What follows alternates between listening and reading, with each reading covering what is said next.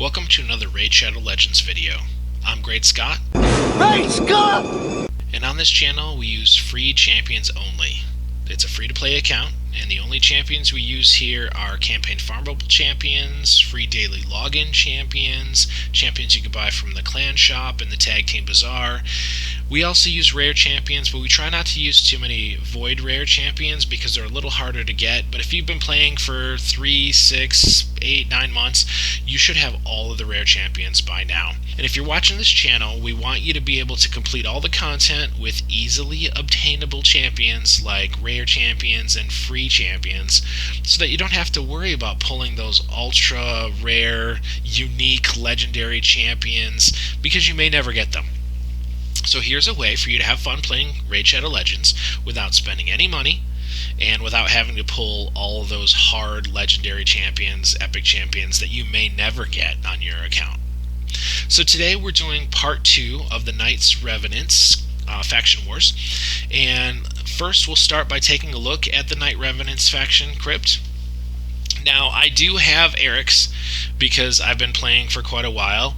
I think Embry's might also be free eventually, but I don't have him yet. And I do have Skeletor because he was a free 7-day login recently, but I'm not using them. So I also have Lady Erish. I believe she's a Doom Tower champion that you get eventually, maybe the 4th or 5th one or something. She's also very late game. She might be a login champion, I'm not sure, but she's pretty late game. So if you're looking for part 1, which is 1 to 10, or part 2, which is like 10 to 14, you may not have access to these champions, so I'm not going to use them here. The only champions I'm going to focus on are going to be the rare champions. We're going to take these champions through part 1, which is 1 through 10, part 2, which is stage 10 through 14, and then part 3 eventually is going to be 15 through 21. We're going to need some 60s, we're going to need some later game champions, but we're going to make it work. So if it's a free champion, you can do it right here on this channel. So stay tuned, make sure you subscribe, and come back to our later ones for part 3, because we will be beating this with 3 stars with free champions. So here we have the rare champions in front of us. Executioner. If you saw part 1, do you know how I feel about Executioner? Great champion. Go back and watch part 1 for a review of all these champions if you'd like. Skip ahead if you already know the champions pretty well. But he is great in a stun set. Now his A1 gives you a stun. It's a 30% chance for a stun.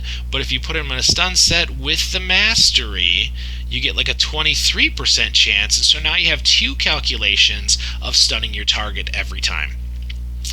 His A2 gives you an AoE attack, which decreases their turn meter by 20%, which is excellent. That's going to give you some good crowd control. But because it's an AoE attack, you're also going to have that 18 to 23% stun rate on those targets, especially if you get the masteries. I would highly recommend getting the level 60 mastery for this to add that 5% stun, because stun is so good in so many areas. The secret room areas of Doom Tower, Cursed City, as well as Faction Wars. There's so many uses for this particular champion in a lot of different dungeons as well. You can stun both of the Ice Golems ads. You can stun a lot of the spiderlings. So there's so many places he is actually useful with his AoE attack in a stun set. I would highly recommend the level 60 addition to the stun artifacts for the 5%. So 23% stun on your artifacts, AoE. He's also going to reduce the spiderlings and any other ads and anything else, even the red boss in the Faction Wars. He's going to be able to reduce that turn meter by 20%. Very useful. He also has a chance of placing decreased speed. Great for spiderlings, great for wave content, great for just about everything that you're going to need to do. If you can slow them down, take their turn meter away, and or stun them, this is the guy for the job. Put him in a stun set, you will not regret it. But his A3 actually increases his defense, which is good because he's a defense-based champion. He starts off with 1255 as a base, which is pretty good for a rare champion as far as defense goes. However, he increases it by 60% and adds a counterattack on himself for 3 turns out of every 5 turns. Well, 3 turns of counterattack means that they're going to attack you. which brings you back into your A1, which gives you now a 30% from the skill and 23% from the artifact chance of stunning them. Definitely a great champion for control. Love Executioner. Give him a stun set and an immortal set, so that way he can heal himself up when he does take a turn, and you won't regret it. He is not on my endgame team right now, but he definitely deserves to be, or at least an honorable mention for your team if you're getting there. Now, Thurgis and Arcanist, I'm going to talk about them kind of together.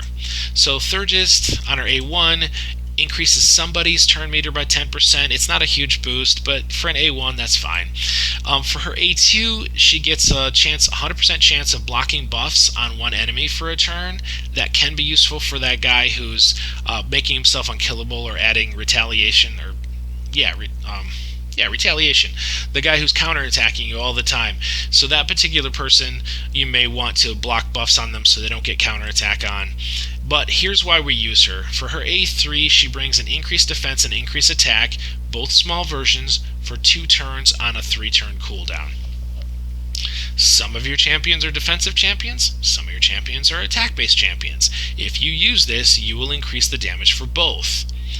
You will also increase the survivability for both, because everybody uses defense. Even if you're an attack-based champion, defense is how you stay alive. So it's actually a really good skill to have. I like Thurgis, but her stats are pretty low. She's got good HP, but her defense is 848, her attack's only 947. We're basically only using her for her buffs. Her speed at 103 base is pretty good, which means she gets around to this buff pretty quickly. The fact that it holds out 2 turns on every 3 turns, I think she's pretty usable. I've not built her up to 60, but I may, depending on what I need in the end game. But remember, this is only part 2. This is stages 10 through 14. Part 1 went 1 through 10, and she was on that team. Now, Arcanist, I said I'd talk about Arcanist with Thurgis because they're pretty much, they go together pretty well. Arcanist has some advantages, though. Now, on the A1, she has what looks like a 40% chance of placing a sleep. Not a big deal, because as soon as you AoE hit them, they're going to wake up anyway. So it's just basically an attack on an A1. Now, you could use it in Sand Devil. I mean, 40%. I haven't built her up to 60 yet.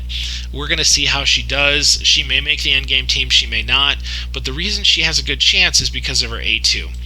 Now, her A2 as a big version of continuous heal for 2 turns, and you book it to a 3-turn cooldown. So 2 out of every 3 turns, people are healing themselves. That's pretty good. There's not a lot of healing, and there's barely any revive, as far as I know, on this particular faction crypt. So if you don't get lucky and pull one of the epics or one of the legendaries, you're not going to have any revives. You're not going to have a lot of healing.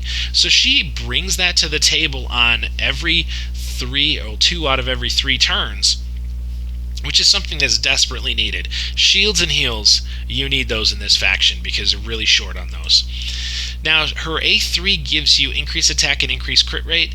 Now remember, Thurgis also gave you this increased attack. She had increased defense and increased attack together, but this is increased attack and increased crit rate, but this is a 3-turn on a 4-turn cooldown. So this lasts a lot longer. So when you're fighting the boss at the end, you get feared, you get stunned, you get any number of crowd control things happen to you. This means that you're going to still have your increased attack up, you're still going to have your increased crit rate for 3 turns after you cast it. Now, it comes around a lot slower than Thurgis, because Thurgis puts it on every 3 turns, and this is on every 4 turns. But it stays on a lot longer in case you get crowd controlled and you can't cast it. It's still on your team.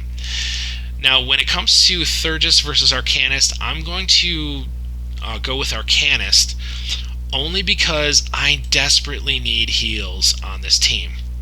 But I did not put Arcanist on the endgame team, and she isn't even on this Part 2 team. But that doesn't mean she's not going to do a good job for you on your Part 2 or your Part 3 endgame team. She may make the team. If I were to level her to 60 and really see what she could do, she has a good chance of making it. Especially if I had a really good blessing on her, we'd go for that. Now, I'm going to talk about Magus real quick. She's not a great champion for Faction Wars. She's good on her own. Her A1 gives you a chance of stun. Now, it's a 50% chance. Not bad for an A1. 50% chance stun. I'll take it. A2 gives you poison. Poison on everyone. Well, that's good. Now, it's really good because if you can apply poison on all your enemies without actually hitting them, that's an interesting and unique skill. So if you hit them, they can counterattack. If you hit them, you can have reflect damage damaging you. But this places it on the enemies, so it allows you to do damage without taking any reflect damage or taking attacks if they had retaliation or counterattack on. So this is a very unique and interesting 100% placement of poison on all your enemies. So good skill there to have if you need that in any other areas as well. It's not just Faction Wars. But she'll keep herself alive because every 4 turns she's going to attack all the enemies, and she's going to heal for the amount of damage inflicted. Let's just pretend you have War Master and you're attacking all your enemies and one of the 4 or one of the 5 procs. That's going to heal you up completely. 100% of your hit points are going to come back every 4 turns. So she's really good at keeping herself alive. She does not have to be a huge attack champion, even though her attack starts at 12.99, which is really good for a rare. She's just going to keep herself alive with enough defense, apply those poisons. She's not great for Faction Wars because she doesn't do anything for the team. One person stun half the time, if you build up enough accuracy, it's not enough to put her on the team. I know she'll stay alive, but I want to really build a synergistic team, and she's basically a loner. Then you have Coffin Smasher. Now, Coffin Smasher is great for early and even mid-game, and even some into the later game, like Ultra Nightmare Clan Boss. Coffin Smasher is great. The reason he's great is because he has a good chance. It's a 30% chance on each of 3 hits to land the big version of decrease attack for 2 turns. So he only needs to land this every other turn, but he's got 3 chances at 30%, which every attack should be like 90% chance of landing this. If you use your masteries, you're over 100% chance of landing it on each attack, like on each turn. But if he doesn't get it this time, he'll get it next time because it lasts for 2 turns, so it's probably going to be up all the time. You put him in a Giant Slayer, and he's proccing Giant Slayer damage on the clan boss or whoever he's attacking, the Faction Wars boss, the dragon, whoever he needs to attack. He's doing a great job of landing those War Master procs on them because it is a 3 attacker. You can bring him into Fire Knight because he's going to break down that shield because it is a 3 hit. His A2 is also good because his A2 lands burns, and it has what looks like a 75% chance for 2 turns on a 4-turn cooldown. Now, let's be real. It's a rare burn. Rare burns don't do as much as epic burns, which don't do as much as legendary burns. So a Drexthar on your clan boss is going to do like 75,000 for a burn. He's going to do like 50,000 for a burn. So when you look at your burns, I wish it didn't matter what category they're in, rare, epic, legendary. I wish it was just a burn. But in this particular case, it's going to be a slightly lower burn. But if you don't have a burn, this is great. You're placing burns. Just give him accuracy, he'll nail it. You give him 3 hits, he's going to be nailing his Giant Slayer. He's going to be adding the decrease attack, which keeps you alive for longer, which allows you to do more damage every round. Those are all great. Also decreases the damage enemies inflict with AoE attacks by 5%. Well, guess what? Clan Boss inflicts AoE attacks. So he's great for Clan Boss. I would max him out for Clan Boss early on just because he's going to last all the way through Ultra Nightmare and maybe even Nightmare, depending on what you've got going on. Most people will pull Legendary Champions to replace him. But he's excellent all the way up through mid-game. And he's still pretty good in this Faction Wars. Now, if you built him for Clan Boss, use him in the Faction Wars. If you didn't build him for Clan Boss because you didn't need him, you had other burners, you had other decrease attack champions, you had other multiple hitters, then don't build him. You may not necessarily need him because he's not great during the waves because he really only hits 1 champion at a time. He's great for the boss, and he keeps himself alive because he's a hit point based champion. His hit points start at 21,000, which is unheard of for a rare hit point champion. That is so high. His defense isn't bad at 936 either. But if you didn't build him for Clan Boss, consider maybe not building him for Faction Wars, because he's not really that usable in too many other areas. There are secret rooms that are hit point only, so he could be usable there. Gladiator, I found him too complicated to use. If you want to go over his kit, go ahead. You can look at part 1 of this series where we talk about Gladiator and how situational he is. I don't use him. One person I do use that I absolutely cannot live without is Acolyte. Acolyte is amazing. He's great in a Relentless set. He's great in a Reflex set. He's greatly in just like a straight up speed set with perception sets. He is absolutely fantastic in most sets. You can put him in lifesteal if you have trouble keeping him alive, but I want him to go fast because he is a speed demon. First, his A1 fills his turn meter by 25% every time he takes a turn. So if he just goes and smacks somebody, boom, 1/4 of your turn meter is automatically filled. His A2 has a chance of decreasing their turn meter. It's a 90% chance, and it decreases their turn meter by 50%. So if you wanted to go ahead and use him in Fire Knight, you could. You want to use him in Spider? You could. You want to use him in the Red Boss for the Faction Wars? You could. If you want to use him in any Doom Towers where you can actually alter the turn meter of the boss, or any other champion for that matter, you could. He's excellent in so many areas, and he goes so fast every time he uses his A1. His base speed is 104 to begin with, so if you could put him at 300 speed, and every turn he gets 1/4 of his next turn back. It's amazing. Not only that, in the Faction Wars he's super useful because he removes all debuffs on all allies. It's a 4-turn cooldown. I wish it was 3 turns. I wish it was 2 turns. But he goes so fast. If you were putting him in Relentless sets, he's going to go, and then he's going to go, and then he's going to go, and guess what? You've got another cleanse. It's a full team cleanse, and it comes around so quick. Put him in Reflex set, he's going to go and get some turn meter back. He's going to go again and then reduce the cooldown of some of these skills. So he's awesome. Awesome for this faction, and in a lot of other content where you just need somebody to take some turns. There are so many dual bosses in Cursed City that I just wish I had a cleanse. Guess what? He's got it, and he comes around pretty fast. He doesn't add any buffs, so if you're thinking about putting him in Hydra, do it, because he can cleanse but not add any buffs. For example, if you were going to throw Reliquary Tender into Hydra, she's going to add a cleanse, but then a continuous heal. And what's going to happen? They're going to steal your continuous heal. So you don't want that. You just want the cleanse, right? So he's got a cleanse. It's a clean cleanse with no buffs. His A2 has the chance of decreasing target turn meter, and his A1 makes him go faster with a normal speed of 104. He's fantastic. I built him to 60. As soon as I saw him function in the team, I said, I need this guy. And because the last boss in this clan puts fears, puts poisons, puts burns. I mean, it's crazy. It's crazy sauce. So if you can cleanse those with an Acolyte, you're doing very well.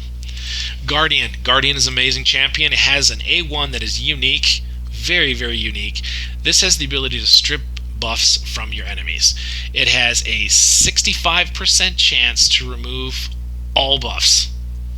Now, I say remove all buffs because it's rare. You're going to get a buff on an enemy in a wave or a boss that has more than a 2-turn duration. It is super rare. I don't see it very often, but even if that's the case, you're still going to be glad to remove it.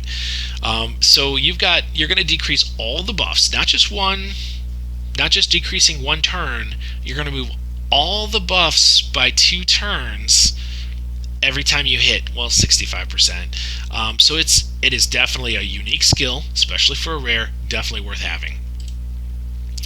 He also has this block buffs, 4-time random hitter, Oops, sorry about that. He has this block buffs, 4-time random hitter. It's 35% chance on each hit, so it's not going to happen for everybody. But blocking buffs is also good for wave content. You don't necessarily even have to use this. You could shut this off if you needed to. However, on his A3, he has a counterattack that also blocks debuffs on himself and gives him a continuous heal. So he's kind of tanking it. Now this works really well for a couple of reasons. One, the enemies are not going to target someone with counterattack first. Unless they have an AoE, he is not going to get targeted, which is great because that gives him a chance to use his continuous heal to heal up. But let's say they do use an AoE and he is targeted. That counterattack is going to lead into his A1, which gives you a 65% chance of decreasing the durations of their buffs, or in other words, stripping their buffs. So anybody using AoEs, they're about to have their buffs stripped because he is going to block any debuffs, so he's not getting stunned, he's not getting feared, he doesn't have to worry about any of that stuff. Throws a counterattack on himself and a continuous heal. They're going to avoid attacking him, so he has extra chances to heal, and then he's going to go steal their buffs if they happen to hit him or hit him with an AoE. So he is a great champion for Faction Wars and so many other places. Cursed cities, secret rooms, you name it. He is a great champion for a lot of different places.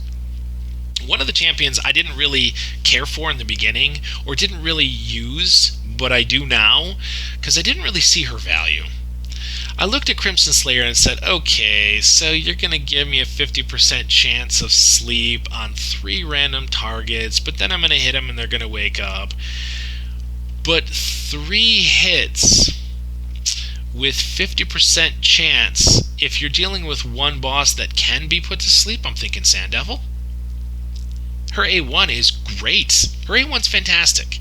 So she has a 150% chance, roughly, when you calculate all this stuff out over the 3 hits, of putting a sleep on your Sand Devil. That's almost a guaranteed sleep, so I love that. 3 hits also works very well in Fire Knight to bring down that shield, so I love that as well.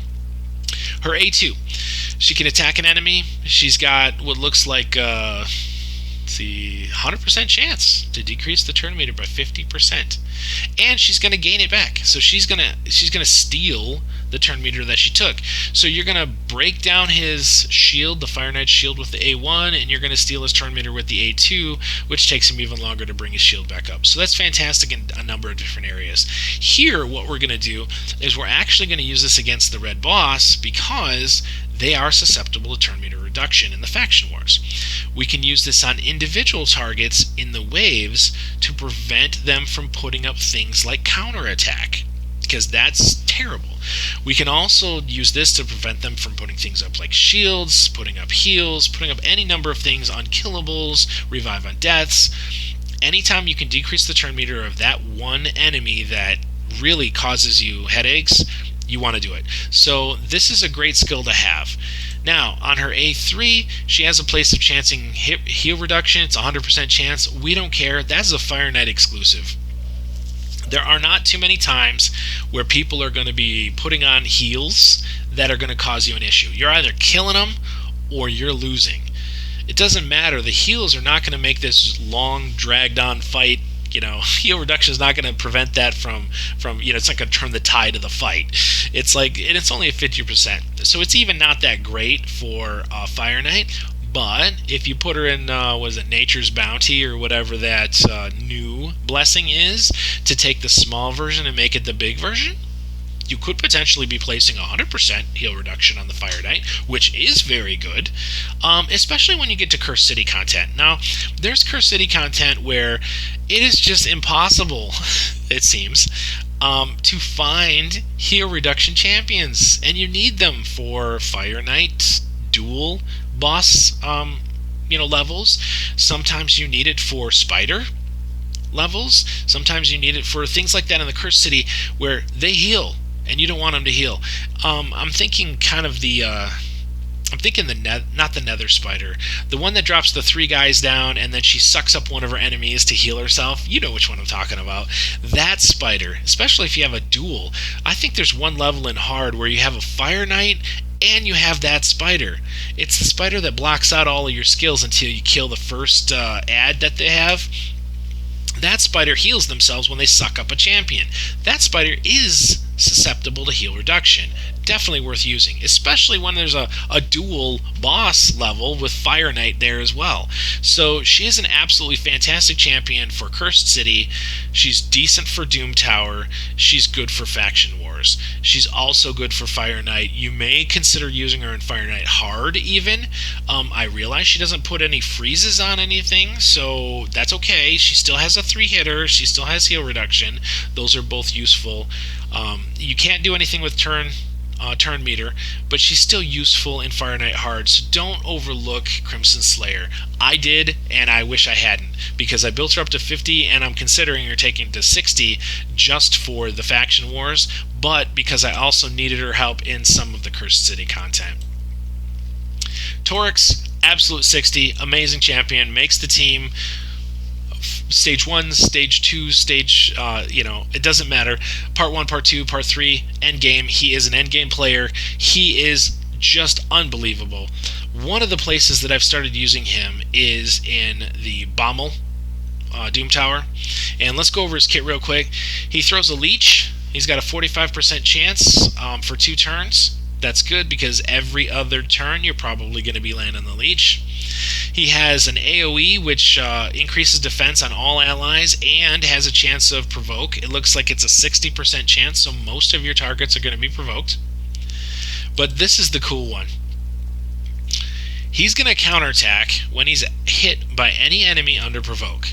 And that happens multiple times per turn. So you might as well just say he's got a counterattack buff on him that can't be stolen, because he responds every single time. There's no cooldown on this. But the active effect is what I use him for Bommel. So he puts a block damage on himself whenever the incoming damage exceeds 20% of his hit points. Well, one of those bombs usually exceed 20% of his hit points. So now he automatically, you don't have to do anything, puts block damage on himself for the next 2, 3, 4, 5 bombs plus the bomb will attack. He's got block damage until his turn comes around again. So he can survive an infinite number of bombs because he's got block damage on. So I use him for Bommel because he never dies. He's just super. Put him in a regeneration set, and he just does fantastic for Bommel. But in this particular Faction Wars, I like the Leech. The Leech helps you heal the rest of your team. I like the Provoke. It helps to control the waves so they're not attacking your weaker members. Now, he's a defensive-based champion, and his base defense is 1277. That's pretty amazing for a rare champion. He is definitely useful. Now, he's got an aura of 25% in dungeons. We don't use that. But for Doom Tower, for Faction Wars, and even in Cursed City, he's amazing. Renegade, great champion. She's really only useful for the decreased cooldown by 2 turns, but it hurts her, and in Faction Wars, if she's dead, you don't get 3 stars. I shy away from Renegade. She's a great endgame champion if you want to do unkillable teams. Great for speed runs on dragons, great for speed runs on a lot of things because you get your nukers back to their main attacks better or faster, but she's not really that useful here in our Faction Wars. Daywalker. Daywalker's actually a great champion. I like him a lot because he doesn't die. Well, he does, but he revives himself. So Daywalker revives him with 30% hit points, and then he gives an AoE attack afterwards. And this is done every 5 turns. However, it resets itself for some reason in between rounds, or at least I've never died fast enough for the 5 turns to wear off. It's really fast. It's really quite good. So I use this because I can count on him not being dead and getting 3 stars. So he's definitely useful. He can get 2 hits if the enemy has more HP than him, which is every boss, which is a lot of the people you're fighting here. They're a lot higher level than what we are, so they're probably going to have more hit points, and he's going to get 2 hits on everybody. His A2 gives ally protection, and this is what actually helps, because I don't care if he dies. He's coming back. But the ally protection is a 25%, so it's almost like negating 25% of the damage everybody takes. so they can all take more damage without dying, which is fantastic. It's for 2 turns on a 3-turn cooldown, and he puts block debuffs on himself for 2 turns. He also removes any debuffs from that he has at that particular moment. So when he casts this, he can't be stunned, he can't be feared, he can't be poisoned, he can't be anything, and he's going to be good for like 2 turns out of every 3 turns, which gives him incredible freedom. He can't die, and if he does, he pops back up. He can't be crowd controlled because he removes all the debuffs and he puts block debuffs on himself.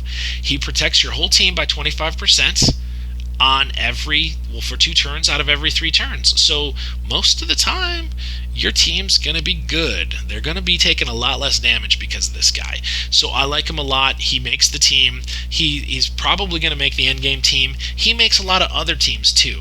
For example, he could be a supplement on a Bommel team, or he could be a supplement on a Sand Devil team, because Sand Devil hits pretty hard, kills everybody. Well, he pops right back up. Bommel, the bombs kill him. Well, he pops right back up.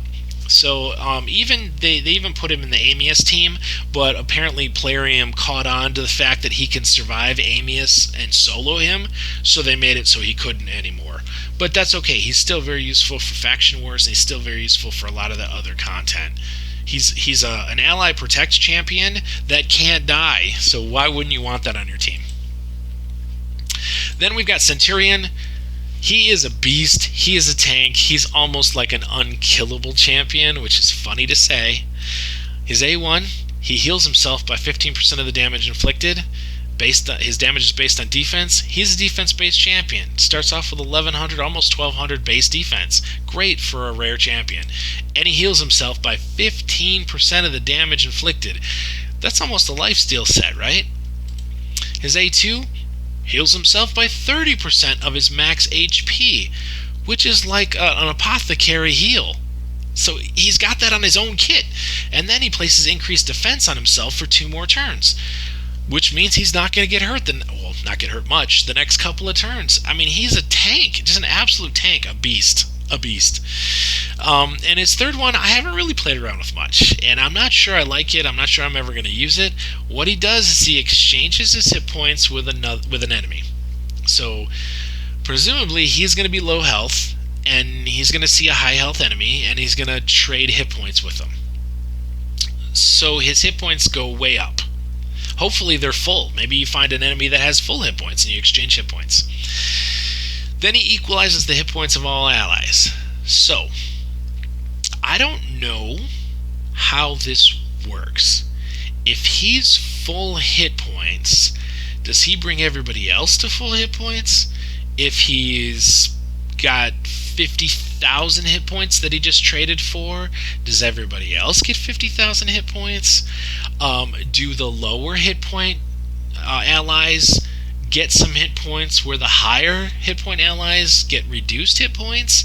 I don't know how this works. I really need a lot of testing, but man, this guy's a tank. He almost never dies. He can do a lot of solo content just because he's so dang tough on his own. If you forget about his A3, he heals himself every attack, and then he heals himself every 3rd turn with an increased defense for 2 turns. I can't imagine what they were thinking when they came up with this champion, because he's just amazing. He's very tough. He's Void, so he's a little tougher to get, but he is great. You're going to love seeing him in action. Ashwalker, sorry guys, he's crap. Don't bother. I've seen, oh my gosh, he's an amazing champion. He's not an amazing champion. Do not be fooled by this. He's got 1,500 attack as a rare champion. It's unbelievable. Yeah, he's got 10,000 hit points. He's not going to last long enough for any of that. He's got 800 defense. Forget it. Glass Cannon, who doesn't bring anything to your team. He can attack all enemies and add a small version of Weaken for 2 turns. He can put a stun out there. It's 75-80%. He can put a stun on one enemy and maybe decrease the turn meters of all enemies by 10% if it's critical. And then on his first one, if he kills somebody, he gets to do his A2 again. No, don't do it. He's not worth it. He's a trap. I know some people just love him, shout out, "Oh yeah, he's great." No, he's not. Don't use him. He's not worth it. He's not even good in the faction crypts, and he's a void, which means he's hard to get. Forget him. So the ones we like: Executioner, Thurgis, Coffin Smasher, Arcanist, Acolyte, Guardian, Crimson Slayer, Torix, Daywalker, Centurion. Those are the ones that are gonna be in contention to make the team.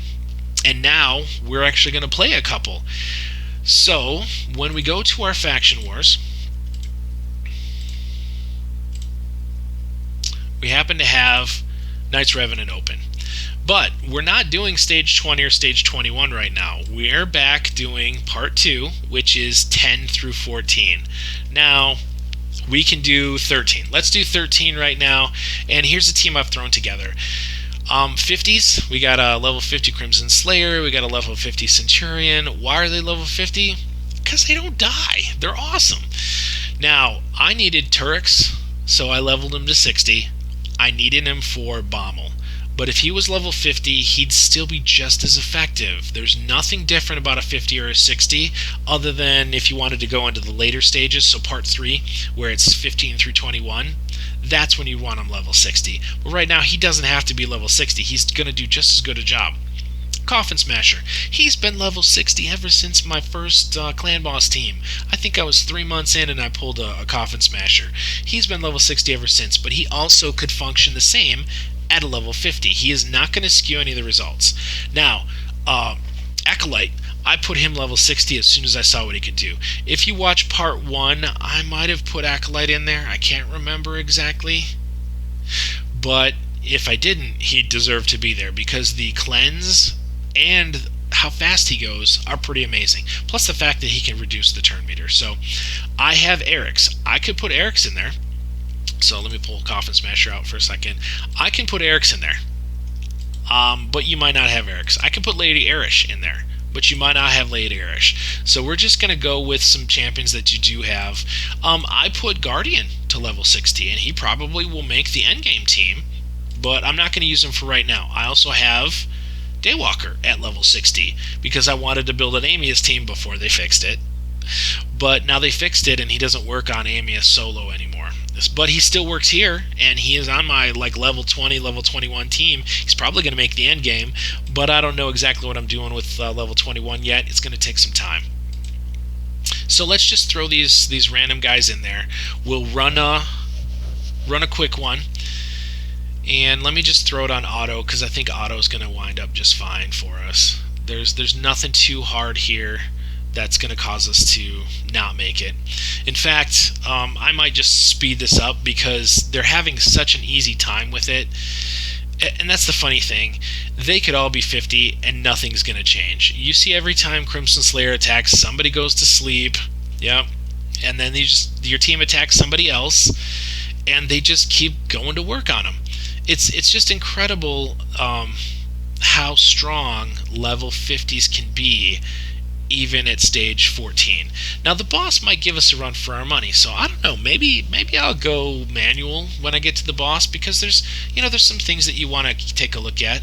But if we look at what just Crimson Slayer did, she put a sleep on the counterattack champion in the middle. Well, that's fantastic. I mean, I like that because you don't get counterattacked, and she has such a good chance of placing it on each one of her attacks that she's worth using that A1. It really is a great thing to do. But we are going to get to the end here in just seconds. Oh, if I had Guardian, I could strip that unkillable off of whatever that character is. I forgot what his name is. Alright, it's good now. So I'm going to manual... Oh, wait, what did I put this on? Which stage did I choose? Oh, I think I chose 13 on this one, didn't I? Well, this is cake, so don't worry about this one. You're going to laugh so hard. I'm not going to use up my keys on this. I don't think this is a single kill. Don't worry, we've got all of our champions full health against one of theirs. I'm going to get out of here and save my keys. That was an easy win with all my champions. Okay? So let's go to 14, because 14 is really where the boss is gonna challenge you guys. And I think I'll still do this on auto. At least until I get to the boss anyway.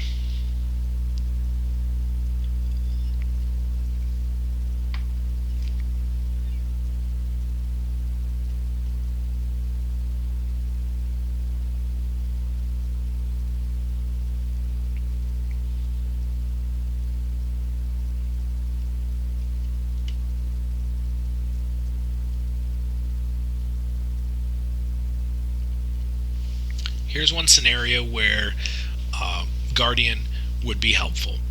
Guardian can strip those unkillables off, and I mean it's going to speed up your runs so much. However, we don't really need it because nobody's really in any danger. Our level 50s are so strong, they can take whatever. Now, my weakest champion out here is actually Crimson Slayer. She is an attack-based champion who doesn't have any self-healing abilities. She doesn't have any shielding abilities. She doesn't even have any way of regenerating her life that I know of. So I'm really counting on Longsword Torix, to add those leeches so that my Crimson Slayer can heal herself up. You may want to put your Crimson Slayer in a lifesteal set because that might be more beneficial. So what I'm going to do here is I'm going to swap it over and I'm going to start taking manual control. I'll tell you what I'm doing before I do it. This is my Guardian. I'm just going to attack because Guardian just does a great job no matter what. He's pretty invincible. My Coffin Smasher, see if I can get some hits on that. They're going to be protecting the boss until I get rid of these ads, so I'm just going to try and get rid of the ads. I can cleanse the fears and the poisons, which is good. Torix can maybe give me a... No, he didn't give me any leeches. Of course, they're going to focus on my weakest champion. Interesting though, I think my weakest champion has a 50% chance to revive when hit with a fatal hit. So now I have a chance to hit the boss without the ad hitting me. So I'm going to just focus on the boss right now.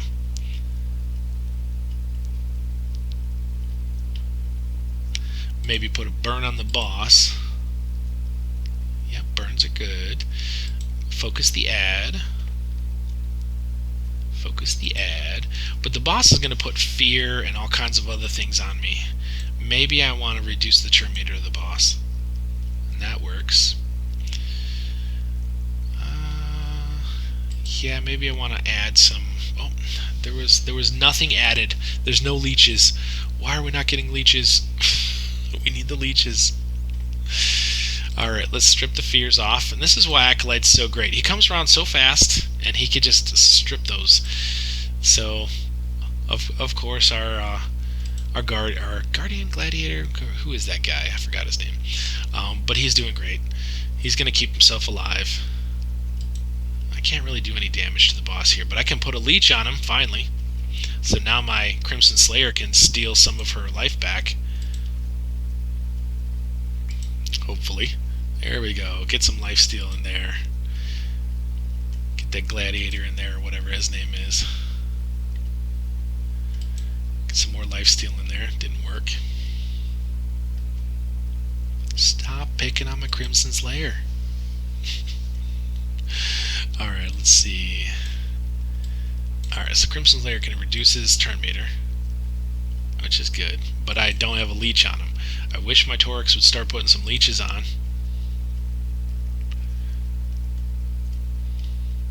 I'm gonna cleanse because I don't want that poison hurting my girl, Crimson Slayer. And if those leeches had actually been on, I probably would have been fine. Unfortunately, the leeches never went on when you need them. It's on 100 times when you're doing the playthroughs, but when you actually need it on the video, you never get it, which is unfortunate. Oh, so now I can show you her gear. Now she's unkillable for a turn. So she has a chance to come back from this. And I'm going to make sure that the boss doesn't take another turn, because if he does, she's dead. Because my silly Torix is not landing those leeches like he needs to land the leeches, so that my Crimson Slayer can heal up. Well, it did matter. They all got it through anyway. We did what we needed to do. That was stage 14. We saw stage 13, no problems there. We can maybe do another one. Let's do, maybe a teaser. Let's just do maybe like 17. Just because I have the keys and I have a few minutes left before it resets itself. So you're seeing this with me. We're gonna do this the way it needs to be done, right? Gonna get a tease in the future. Get some provokes out there. Let's reduce the turn meter of some folks here. There we go. Put some burns on some guys. How about this guy? He's gonna burn. Yeah, basically you just go through and just pick away at all of the people until everybody dies. And it's pretty straightforward. It's not too hard. Nobody's really ever in any danger. Now, because I'm doing level 50s against 191 level champions, you're going to see some of level 50 suffer quite a bit. And Acolyte just comes in and cleanses everybody. I love that. I just absolutely love Acolyte. I would never give him up. He's going to be on the endgame team no matter what, because I need the cleanse. But now you see these potions on my guys. That's going to kill my guys. And that's the horrible part. If I don't get that cleanse, which I just used, so I don't get the cleanse, I need to restart this one. So let's restart this one. I gotta wait until the potions come out before I use my cleanse. That was my mistake. But we're running a couple of level 50s against, all 191 levels, and this is, level 17s. Typically you would run all 60s to the last 3 or 4 levels. That would be the best use of your time and energy.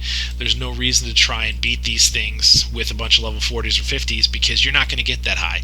You just want to get your stuff when you're first starting to go through part 1, part 2, and part 3. You don't necessarily focus on using low-level champions to beat high-level content. It just doesn't make any sense. Let's see what we can do here. Let's see if we can get some of these provoked guys dead. I love how he counterattacks every time, no matter what. So as many provokes as he has, he's just going to keep counterattacking.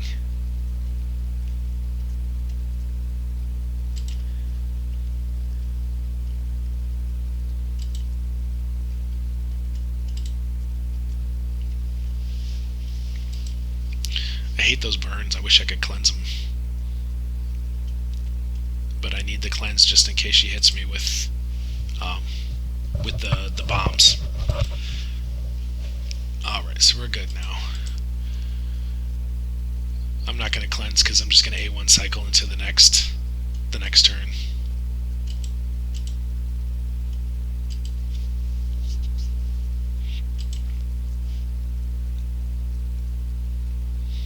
Alright, round 2. Let's reduce the turn meter some guys. Let's provoke some guys. Let's reduce the turn meter some more guys. Control, control, control, right? That's the name of the game, isn't it?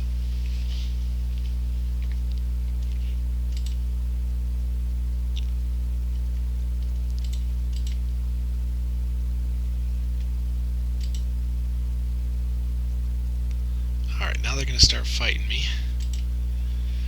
But it's okay. I'm going to counterattack all of those provoked guys. Hopefully I'll be able to put some leech on. Oh, I got stunned. Never mind.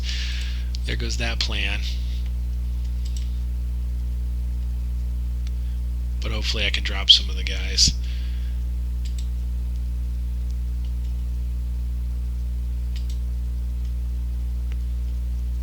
Alright, not bad. Go to sleep. Nobody went to sleep. I'm going to cleanse these burns just because the burns can be so damaging over time. And I don't have a positive affinity with some of my characters. Some of my heroes don't have positive affinities against these enemies. Ooh, see, that burn really took down my Crimson Slayer. Maybe I shouldn't be bringing 50s into level 17s. Just seems like a bad idea.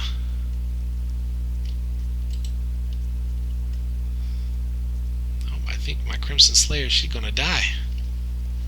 Yeah, she's gone. It's okay. She was only level 50, but I have no doubt that the rest of my team can overcome. I just have so much confidence in my team, right? And when it comes to this, I'm going to heal him. There's a big fat 30% heal with defense, increased defense. He's not going anywhere.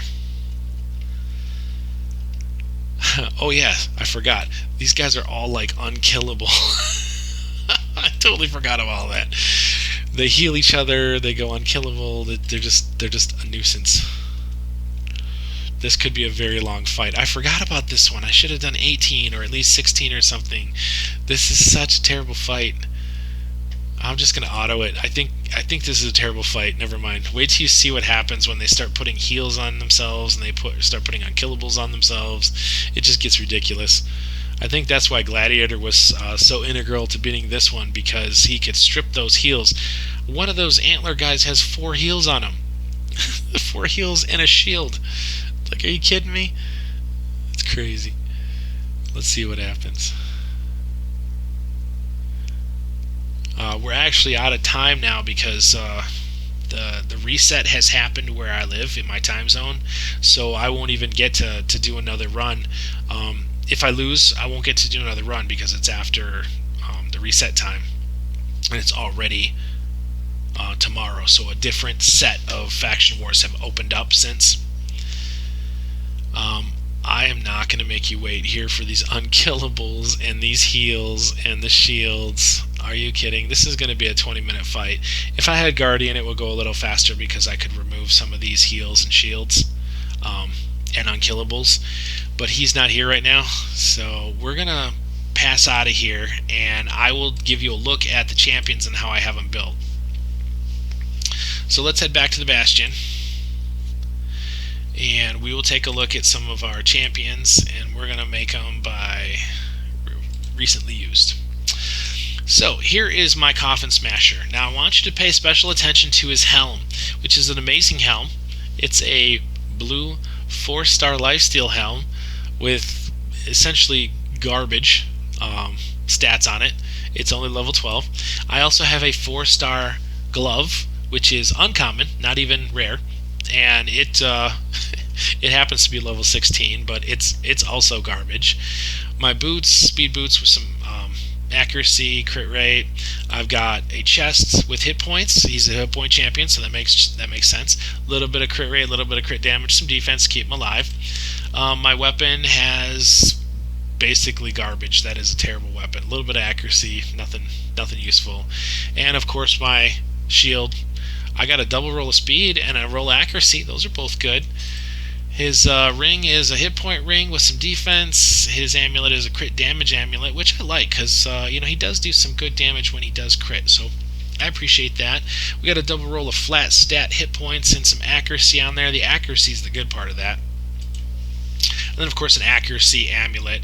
I needed him to be landing his decreased attacks, and I needed him to land his hit point burns on the clan boss, because that's basically what I use him for. So that's it. He has got crap gear, 4-star gear that some of it's even level 12. Nothing special. My Acolyte, I'm especially proud of. He has a reflex set, so he has 40% chance to reduce one of those cooldowns, which I'm hoping the cooldown that gets reduced is the cleanse. But he also has accuracy and speed.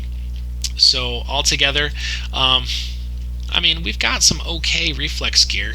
Resistance is mostly on that one. He's got speed and defense on his helm. On his shield, he's got some hit points and some crit rate, a little bit of speed.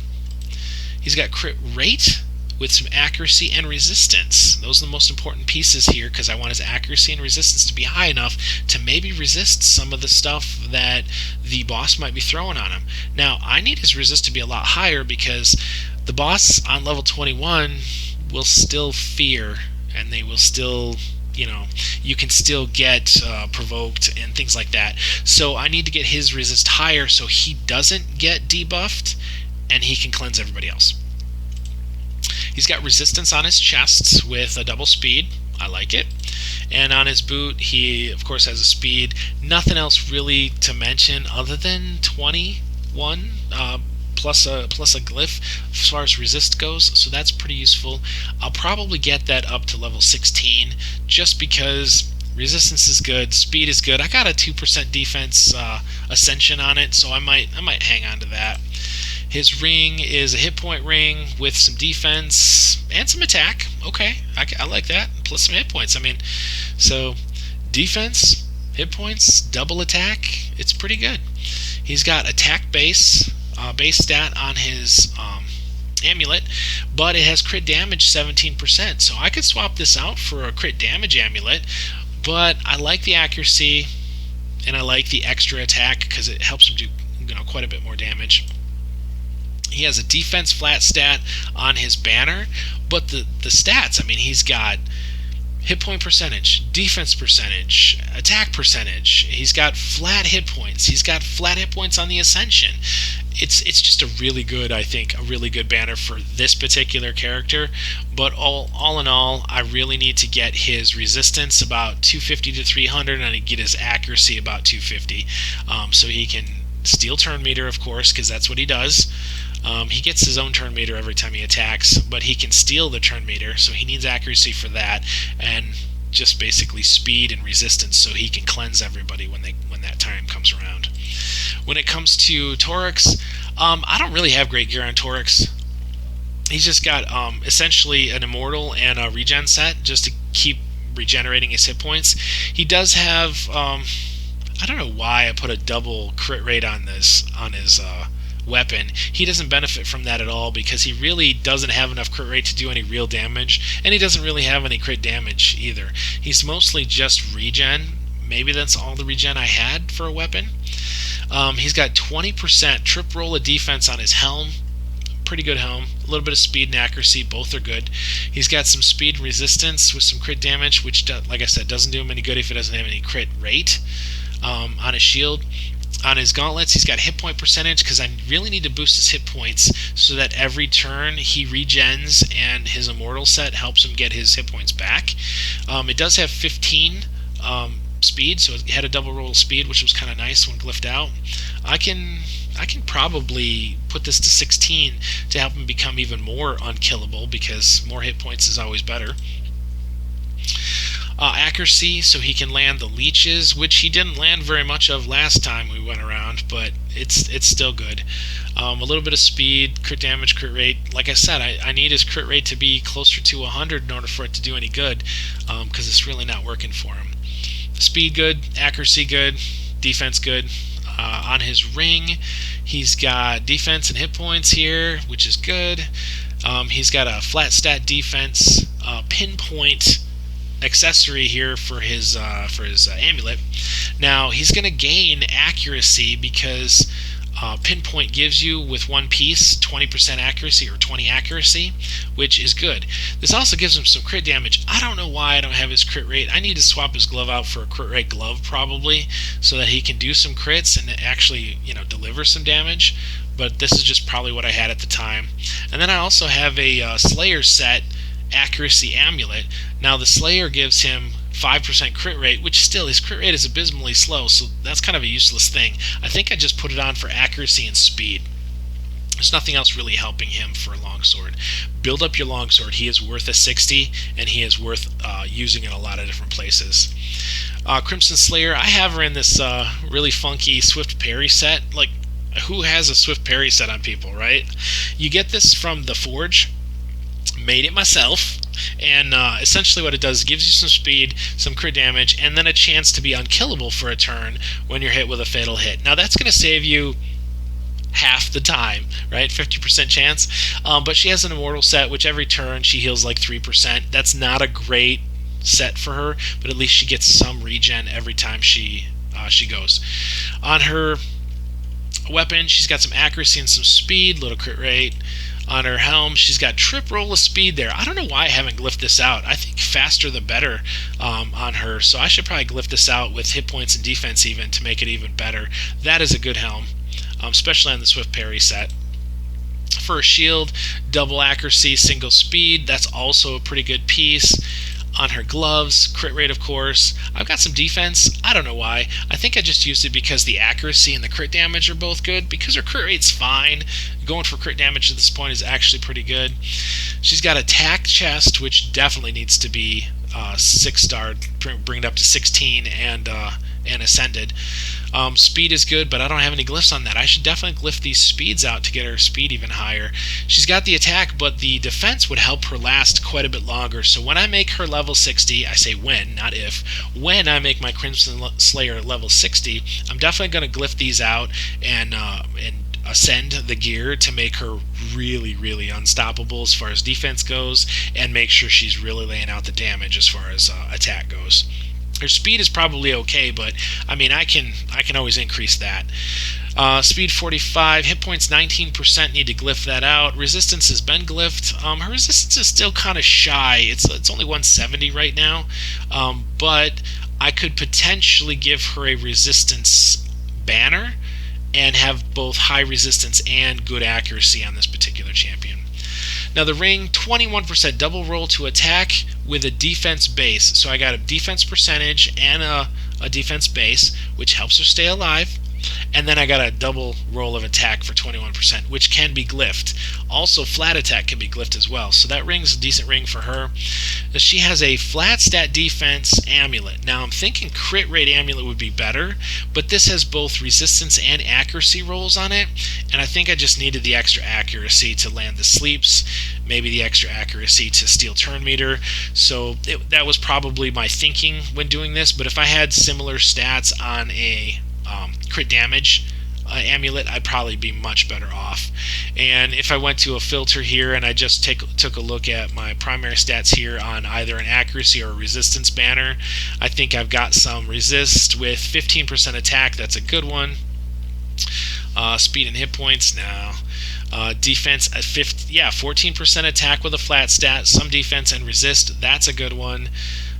Hit points and attack, that's an accuracy. Attack, accuracy, and speed, not bad. Pinpoint, this will give me some accuracy along with some speed and some attack. It's not a good one, it's only 4-star. So I think I might go with something like maybe this one, resistance, attack, and defense. Keep her alive, plus give her some more resistance. So when I do make her 60, that's likely where I'm going to go with her.